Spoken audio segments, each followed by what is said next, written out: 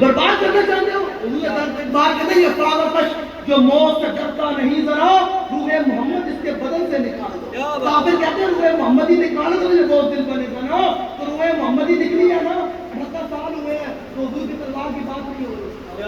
روح محمد ہی نکلی ہے تو حضور کے دین کے راستے پیچھے نہیں ہے. مولوی صاحب میرا لبیک کا تعلق کوئی نہیں, میں نہیں جانا. اگر روح محمد ہی ہوتی تو جب حضور نے پوچھا ساتھ بتاؤ بدر کی طرف جانا چاہیے یا نہیں جانا چاہیے, سامنے 700 بندہ آ گیا ہے.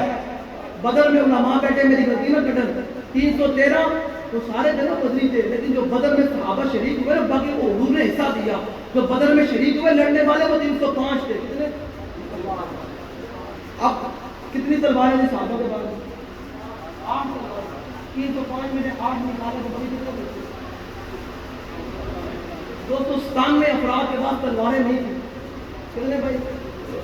297 افراد کے بعد تلواریں نہیں تھیں. لیکن جب سامنے 700 بندے دیکھے ریس دیکھی اسلحے کے ساتھ اور کھجوریں گٹھلیوں سے چوس رہے ہیں اور روزے کی حالت میں ہیں, حضور نے فرمایا بتاؤ بھائی صحابہ جانا چاہیے نہیں جانا چاہیے؟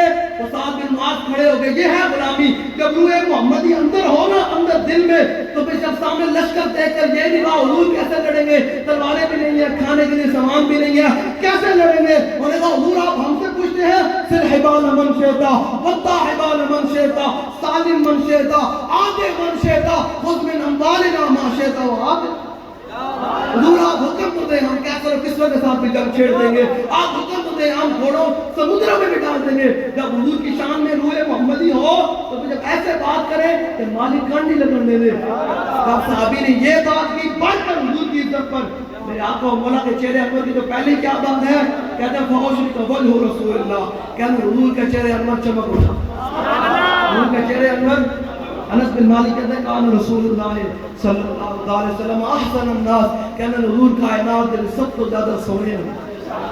حضور کوئی کانے کی گل کرے, کوئی کانے کی گل کرے, کوئی یہاں پھر زیوں کی محنت کرے نہ لعنت ہے.